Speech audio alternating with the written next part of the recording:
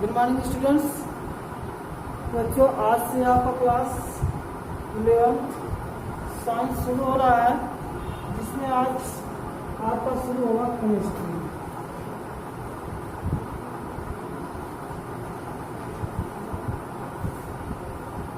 क्या शुरू होगा बच्चों? केमिस्ट्री, जिसे हम क्या कहते हैं?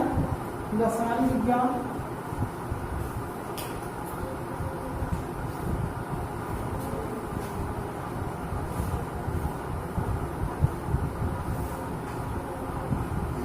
क्या होता है? रसायन विज्ञान। तो बच्चों, इसके पहले आप जब क्लास 10th में पढ़े हैं तो क्लास 10th में आपकी जो साइंस की बुक थी वो कितनी थी? केवल एक थी। और तीनों ही बुक में एक ही बुक में आपको तीनों सब्जेक्ट दिए गए थे। क्या क्या? यानी आपका जो फिजिक्स था, और एक दूसरा जो आपका केमिस्ट्री था, और तीसरा नंबर जो हमारा था बायोलॉजी। यानी जिसे क्या कहते हैं? भौतिक विज्ञान, इसको कहते हैं रसायन विज्ञान, और इसको हम कहते हैं जीव। यानी आप जब क्लास 10th में पढ़े हैं तो क्लास 10th में केवल बुक साइंस की आप कितनी थी? एक थी। और एक ही बुक में आपको तीनों पढ़ाया गया, यानी आपको भौतिक विज्ञान, रसायन विज्ञान और जीव विज्ञान पढ़ाया गया है। तो और आप लोगों का जो सिलेबस था क्लास 10th में वह क्या था? बहुत ही कम था। यानी किसकी अपेक्षा? क्लास 12 यानी इंटर और 11 और 12 की अपेक्षा अगर आपकी बात की जाए साइंस में तो वह क्या था? बहुत ही कम था सिलेबस, लेकिन आपका कठिन नहीं था। यानी कोई भी चीज़ आपका कठिन नहीं होता। यानी आप सोच रहे होंगे कि साइंस जो है हमारा 10th में कम था तो सहज था, और हम 12 में जा रहे हैं, 11 में जा रहे हैं, तो हमको जो सिलेबस मिलेगा तो हमारी किताब से होगी ज़्यादा होगी और हमको कठिन होगा। लेकिन ऐसा कोई बात नहीं।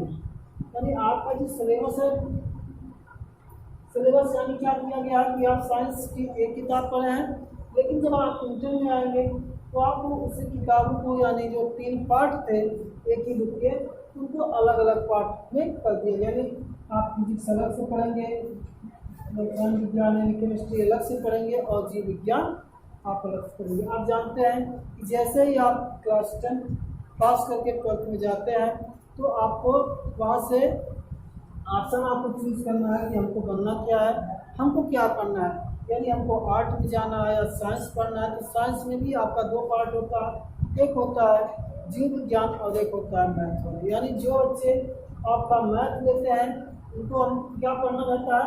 मैथ पढ़ना रहता है, फिजिक्स पढ़ना रहता है, केमिस्ट्री पढ़ना रहता है। इसमें आपका बायोलॉजी नहीं पढ़ना पड़ता। लेकिन जो बच्चा बायोलॉजी लेता है उसको बायोलॉजी पढ़ना रहेगा। फिजिक्स केमिस्ट्री तो आपका कॉमन है, केवल इसमें आपको मैथ नहीं पढ़ना है। तो आपको बात है कि आप सिर्फ 11th में जा रहे हैं, यानी क्लास 10th पास करके, तब कुछ हमने आपको इन चीज़ों के बारे में बताया कि आपका सिलेबस कैसा है। लेकिन हम पढ़ क्या रहे हैं और हम शुरू क्या कर रहे हैं? केमिस्ट्री शुरू कर रहे हैं। तो केमिस्ट्री में बच्चों आप जो क्लास 10th में पढ़े हैं, जो केमिस्ट्री में यानी रसायन विज्ञान जो था आपका, उसका जो सिलेबस था वह क्या था? बहुत ही कम था। यानी ये मान लीजिएगा सिलेबस आपका थोड़ा था, लेकिन अब जो आप पढ़ने जा रहे हैं क्लास 11th में, तो वहाँ से आपका जो सिलेबस का क्या होगा? बहुत बड़ा होगा, यानी बहुत ज़्यादा होगा। यानी आपका जो कंसेप्ट है, जो कुछ भी है, इन सब किताबों में अच्छे तरीके से बताएंगे। और यदि आप क्लास 11th और 12th की केमिस्ट्री या फिजिक्स यानी कोई भी सब्जेक्ट आप अच्छे से तैयार करते हैं तो आपके लिए वह बहुत ही लाभदायक, यानी आगे जब आप कंपटीशन करेंगे उसके बारे में भी आपके लिए क्या अच्छा रहेगा। लेकिन तब जब आपका बेस यानी जो आपका 9th 10th 11th 12th होता है, वह जब आपका अच्छे तरीके से तैयार रहेगा, तभी आप आगे के जो काम है, आगे की जो पढ़ाई है, आप उसको अच्छे तरीके से कर पाएंगे। तो आज बच्चों जो हम आपको रसायन विज्ञान शुरू कर रहे हैं, तो हमने आपको क्या होता है कि 10th में आप जब पढ़ के आए हैं, थोड़ा सा आप बेस जाने हुए हैं, लेकिन अब इसके आगे जो आपका शुरू हो रहा है, तो आपका कहानी जो है कहते हैं वहाँ यहाँ से आपका शुरू हो रहा है। यानी देखिए केमिस्ट्री को आप पहले समझ लीजिए रसायन विज्ञान आप किसे कहते हैं। अगर आपसे पूछ लिया जाए कि रसायन विज्ञान है क्या, व्हाट इज केमिस्ट्री यानी केमिस्ट्री है क्या, तो आप क्या बताएंगे। तो बच्चों रसायन विज्ञान विज्ञान की वह शाखा है जिसके अंतर्गत हम पदार्थ के अणुओं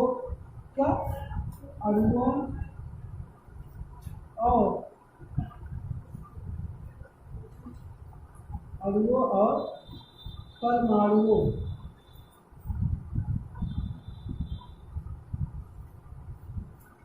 परमाणुओं का अध्ययन करते हैं। यानी इसके अंतर्गत हमें किसके बारे में पढ़ना रहता है, इस पदार्थ के अणुओं और परमाणुओं के बारे में। तो अणु और परमाणु यानी जिसे हम क्या करते हैं, अणु को मॉलिक्यूल कहा जाता है और परमाणु को एटम कहा जाता है। तो आप कह सकते हैं कि हम रसायन यानी केमिस्ट्री में मॉलिक्यूल्स एंड अणुओं के बारे में यानी परमाणु और अणुओं के बारे में इसका अध्ययन करेंगे, यानी करते भी हैं।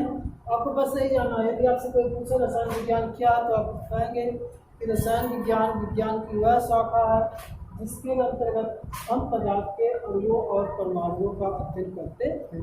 इसके पहले जब आप पढ़े तो आपको बताया गया है कि अगर आपका कोई भी पदार्थ बना हुआ है तो वह छोटे छोटे कणों से मिलकर बना हुआ है, तो उन कणों का नाम ही आपको क्या दिया गया, अणु या परमाणु दिया गया। तो आप परमाणु जानते हैं कि परमाणु जो होता है वह पदार्थ का सबसे छोटा कण होता है, और जो आपका अणु होता है, पदार्थ अणु जो होते हैं आपके परमाणुओं से ही मिलके बने होते हैं। तो यहाँ आपसे डिस्कस की इसकी परिभाषा के बारे में। तो परिभाषा इसकी यही बच्चों कि रसायन विज्ञान विज्ञान की वह शाखा है जिसके अंतर्गत हम अणुओं और परमाणुओं का अध्ययन करते हैं। तो चलिए आज हम शुरू कर रहे हैं आपका जो पहला चैप्टर है। तो आप जान गए कि केमिस्ट्री है क्या और केमिस्ट्री में क्या पढ़ना है हमें। यहाँ एक चीज़ और आपको समझना है कि आपकी जो है आप क्लास 11th में जा रहे हैं बच्चे, आपको इसमें केमिस्ट्री की 2 बुक पढ़नी है। कितनी बुक है बच्चों, 2 बुक पढ़नी रहती है, जिसमें एक आपका होता है इनऑर्गेनिक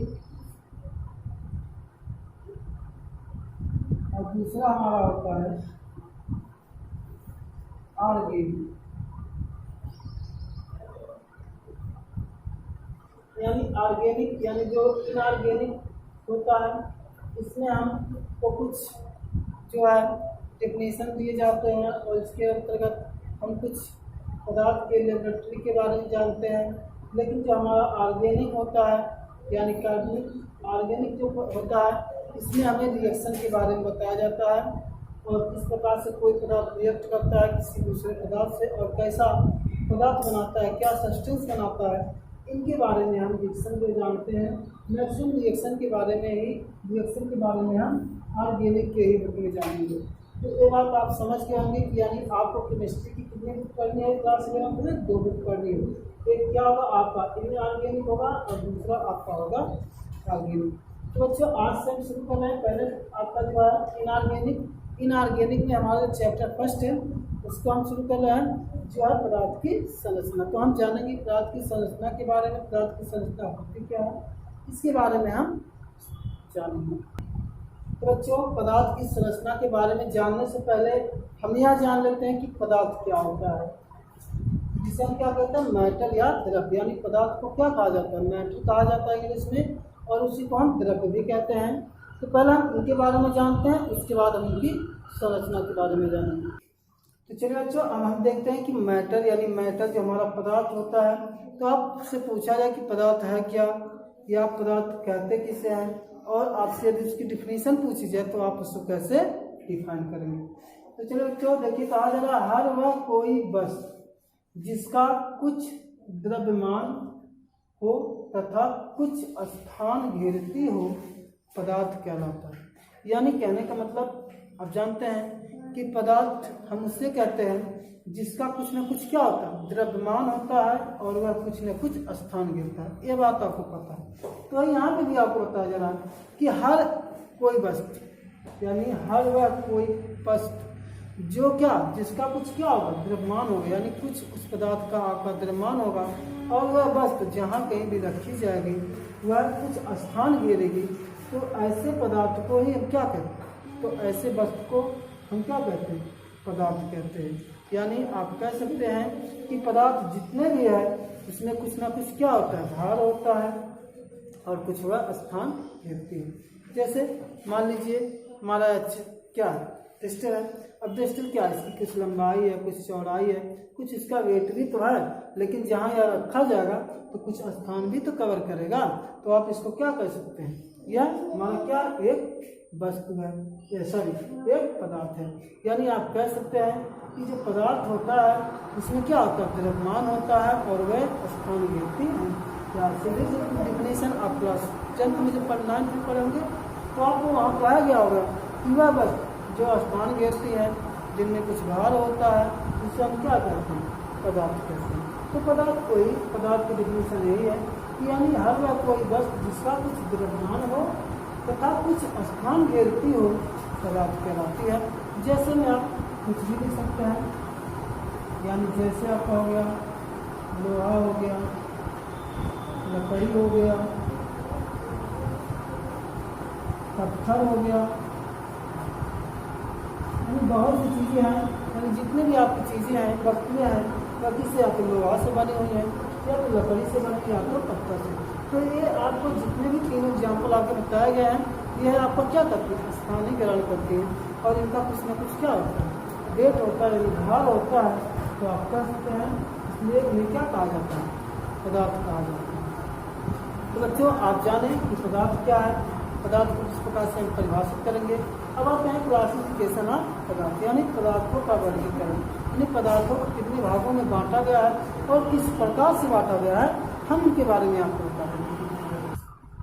चलिए बच्चों अब हम जानते हैं कि पदार्थों का वर्गीकरण किस प्रकार से किया गया, यानी पदार्थों का वर्गीकरण जिसे इसमें क्या कहा जाता है, क्लासिफिकेशन ऑफ मैटर। यानी क्लासिफिकेशन ऑफ मैटर क्या होता है, हम इसको आपको बताते हैं कि किस प्रकार से पदार्थ को वर्गीकृत किया गया। तो एक डायग्राम हम आपको बताएंगे, उस डायग्राम के माध्यम से आपको समझाएंगे कि पदार्थ को किस प्रकार से बांटा गया। मान लीजिए हम पहले लिखते हैं पदार्थ, क्या पदार्थ। अब पदार्थ को क्या कहा जाता है, मैटर। आप इस बात को जानते हैं। पदार्थ को सबसे पहले दो भागों में बांटा, कितने भागों में बांटा बच्चों, दो भागों में बांटा गया।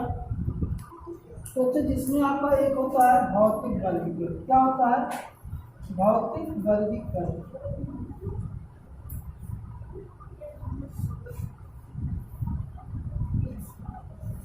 और जो दूसरा होता है वह हमारा होता है रासायनिक वर्गीकरण।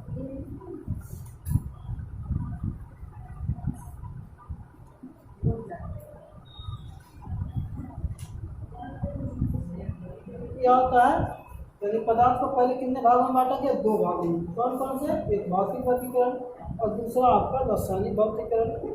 वर्गीकरण तो भौतिक वर्गीकरण को इसमें क्या कहा जाता है, फिजिकल क्लासिफिकेशन। क्या कहा जाता है, फिजिकल क्लासिफिकेशन।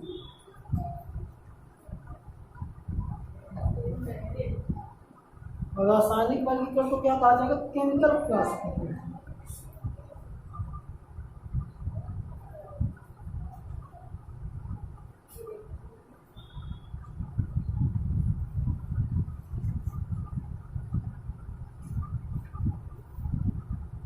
तो आप जाने कि क्या पदार्थ कितने भागों में, दो भागों में। कौन कौन से, भौतिक वर्गीकरण और एक रासायनिक वर्गीकरण, फिजिकल क्लासिफिकेशन और केमिकल रासायनिक एक क्लासिफिकेशन। अब यहाँ से जो हमारा भौतिक वर्गीकरण है इसको तीन भागों में बांटा गया, यानी कौन कौन से आप जानते हैं। हमारा क्या होता है, ठोस,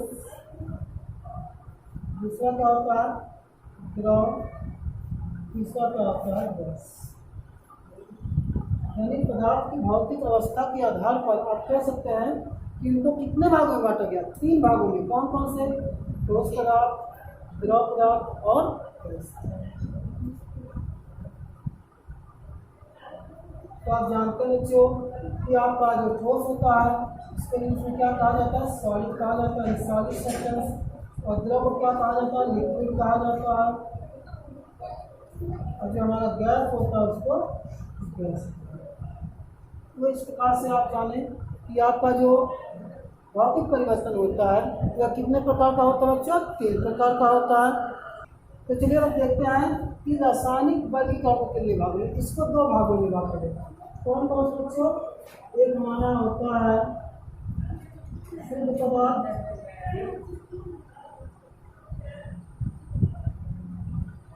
और जो दूसरा हमारा होता है वह होता है अशुद्ध पदार्थ।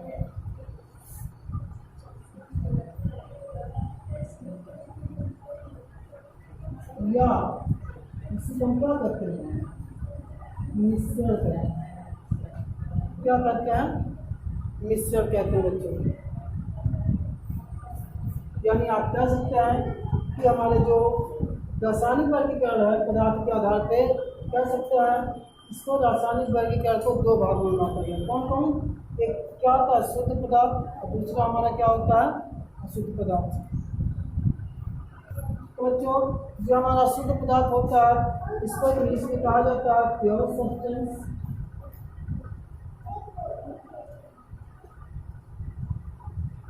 और जो हमारा अशुद्ध पदार्थ होता है इसे क्या कहा जाता है, इम्प्योर सब्सटेंस। क्या कहते हैं बच्चों, इम्प्योर।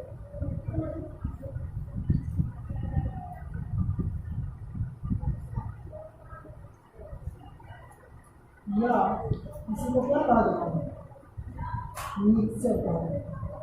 क्या कहा जाता है बच्चों, मिक्सचर कहा जाता है। तो आप जान गए होंगे यानी भौतिक परिवर्तन। अभी देखिए और भी आपको क्लासिफिकेशन है यहाँ पे, पहले भी इनके बारे में हम जान लेते हैं उसके बाद आगे। तो बच्चों अब चलिए हम सबको पहले डिफाइन करते हैं, उसके बाद इनको हम आगे डिवाइड किया के आगे पार्ट को। अब जानते हैं, देखिए हमने क्या कहा कि जो रासायनिक वर्गीकरण होता है इनको 2 भागों में बांटा गया। कौन कौन, एक हमारा शुद्ध पदार्थ और दूसरा हमारा होता है अशुद्ध पदार्थ। चलिए हम इसको भी बता देते हैं कि जो हमारा जो शुद्ध पदार्थ होता है फिर इसको 2 भागों में बांटा गया। कितने भागों में, 2 भागों में। कौन कौन, एक होता है जिसमें हमारा आता है तत्व। क्या आता है बच्चों, तत्व, जिसे इंग्लिश में क्या कहा जाता है, एलिमेंट कहा जाता है। क्या कहा जाता है, एलिमेंट। और दूसरा हमारा होता है यौगिक। क्या होता है, यौगिक, जिसे हम क्या कहते हैं, कंपाउंड कहते हैं। और इसी प्रकार जो हमारा मिश्रण है, मिश्रण को भी कितने भागों में बांटा गया, 2 भागों में बांटा गया। कौन कौन से, एक होता है जिसमें हमारा समांगी मिश्रण और दूसरा होता है विषमांगी मिश्रण। तो पदार्थों का जो वर्गीकरण बच्चों इसी प्रकार से, यानी पदार्थ को सबसे पहले कितने भागों में बांटा गया, 2 भागों में। कौन कौन से, भौतिक वर्गीकरण और रासायनिक वर्गीकरण। इन भौतिक वर्गीकरण के अंतर्गत पदार्थों को 3 यानी पदार्थ की भौतिक अवस्था के आधार पर पदार्थों को 3 भागों में बांटा गया, ठोस, द्रव और गैस में। और पदार्थ को रासायनिक अवस्था यानी रासायनिक वर्गीकरण के आधार पर इसको 2 भागों में बांटा गया। कौन कौन से, एक शुद्ध पदार्थ और दूसरा हमारा अशुद्ध पदार्थ या मिश्रण। उसके बाद बच्चों हमारा जो शुद्ध पदार्थ है उसको 2 भागों में बांटा गया, जिसमें से आपका जो पहला नंबर होता है एलिमेंट होता है, तत्व जिसे कहते हैं, और जो दूसरा होता है उसे कंपाउंड कहते हैं। और अशुद्ध पदार्थ को भी बच्चों 2 भागों में बांटा गया है। यहाँ पे स्पेस ना होने की वजह से हम इसको लिख नहीं पाए हैं, और यहाँ पे हम इसको लिख दे रहे हैं। अशुद्ध पदार्थ में हमारा जो कौन कौन से आते हैं, नंबर 1 हमारा आता है समांगी मिश्रण, और दूसरा होता है हमारा विषमांगी।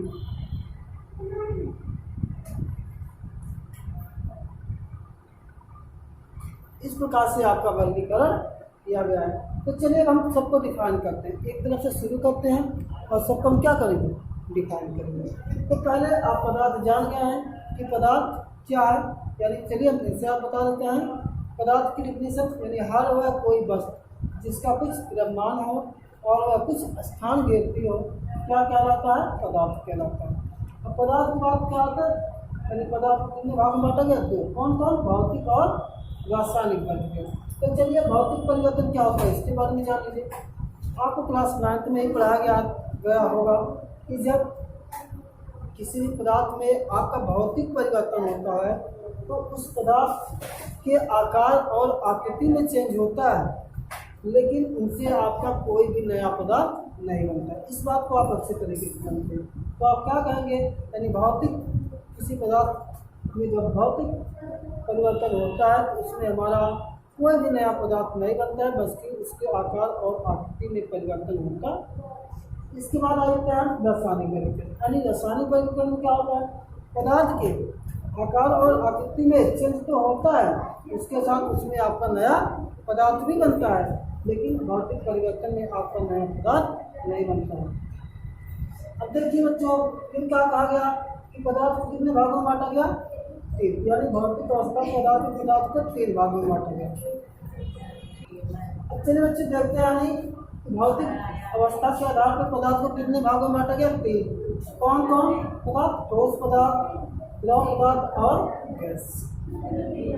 तो क्लास 9th में आप ठोस के बारे में, द्रव के बारे में और गैस के बारे में अच्छे तरीके से पढ़ेंगे। यानी ठोस पदार्थ क्या होता है, आप क्या कहते हैं, ठोस पदार्थ वह पदार्थ है जिसका आकार और आकृति दोनों क्या होता है, निश्चित होता है, ठोस पदार्थ कहलाता है। द्रव में क्या होता है, क्या होगा आपको, यानी कि जो द्रव पदार्थ हमारा होता है उसका आयतन तो निश्चित होता है, लेकिन उसका जो आकार होता है वह निश्चित नहीं होता। तो जो इसके अंतर्गत अगर हम उदाहरण की बात लेते हैं तो क्या आ जाता है, ऑयल आ जाते हैं, डीजल आ जाता है, पेट्रोल आ जाता है, ये सब आपको क्या है, द्रव पदार्थ। अब आता है गैस। यानी गैस पदार्थ में आपको क्या बताया गया होगा, यानी कि जो गैस पदार्थ होते हैं उनका तो न तो आयतन निश्चित होता है और न ही आकार निश्चित होता है। तो दोनों आयतन और आकार दोनों क्या होता है, अनिश्चित होता है। तो ऐसे पदार्थ को क्या कहा जाता है, गैस पदार्थ कहा जाता है। जैसे आपका हाइड्रोजन गैस हो गया, नाइट्रोजन गैस हो गया, हीलियम गैस हो गया, यानी गैस आपके बहुत से पदार्थ हैं। तो आपने जाना कि भौतिक अवस्था में पदार्थ को कितने भागों में बांटा गया, 3 भागों में। कौन से, ठोस, द्रव, गैस। इसके बारे में हमने आपको समझाया।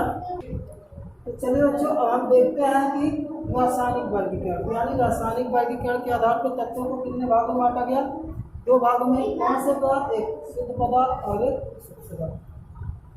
तो बच्चों अशुद्ध पदार्थ किसे कहते हैं, अशुद्ध पदार्थ जो होता है, शुद्ध पदार्थ जो होता है वह एक ही प्रकार के कणों से मिलके बना होता है, और जो हमारा अशुद्ध पदार्थ होता है उसमें एक या एक से अधिक प्रकार के कणों का मिश्रण होता है। इसीलिए अशुद्ध पदार्थ को क्या कहते हैं, मिश्रण भी कहा जाता है। अब आते हैं बच्चों, हम शुद्ध पदार्थ को कितने भागों में बांटा गया, 2 भागों में। कौन कौन से, एक हमारा तत्व होता है, दूसरा क्या होता है, यौगिक।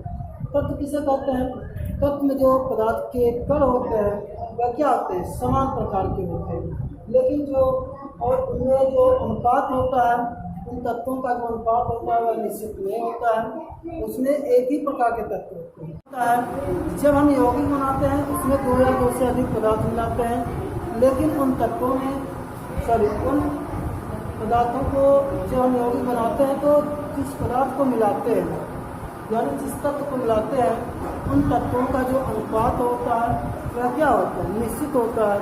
तब हम उसे क्या कहते हैं, यौगिक कहते हैं। जैसे मान लीजिए हमारा जल है, तो यदि हमको जल बनाना है इसमें क्या चाहिए, हमको 2 हाइड्रोजन परमाणु चाहिए और 1 ऑक्सीजन परमाणु चाहिए। चाहे जहाँ बनाइए आप, चाहे भारत में बनाइए, चाहे विदेश में बनाइए, चाहे अमेरिका में बनाइए, लेकिन यदि आपको पानी बनाना है तो पानी बनाने के लिए आपको क्या चाहिए, 2 हाइड्रोजन परमाणु चाहिए और 1 ऑक्सीजन परमाणु चाहिए। यानी इनके परमाणुओं का जो आकार होगा वह कितना होगा, 2:1 होगा, तभी आपका क्या होगा, पानी बनेगा। अन्यथा यानी किसी भी पदार्थ की, यानी किसी भी तत्व में अधिकता हुई या कमी हुई तो वह आपका पानी नहीं बल्कि दूसरे पदार्थ में वह चेंज हो जाएगा। मान लीजिए ऑक्सीजन को हम चेंज कर देंगे तो हो जाएगा हाइड्रोजन परऑक्साइड, जो आपका पानी नहीं होगा। तो इस प्रकार से बच्चों किसी भी यौगिक को आप बनाते हैं, यौगिक की डिफिनीशन भी यही होती है, 2 या 2 से अधिक तत्वों को एक निश्चित अनुपात में मिलाने पर जो पदार्थ हमारा बनता है उसे हम क्या कहते हैं, यौगिक कहते हैं। तो बस बच्चों आज से क्लास यहीं पे समाप्त होता है, और इसके आगे जो कुछ भी है डिफिनीशन उसके बारे में जानेंगे और फिर इसके आगे के जो हेडिंग्स हैं उनके बारे में हम जानेंगे और आपको क्लास देखने के लिए बहुत बहुत धन्यवाद।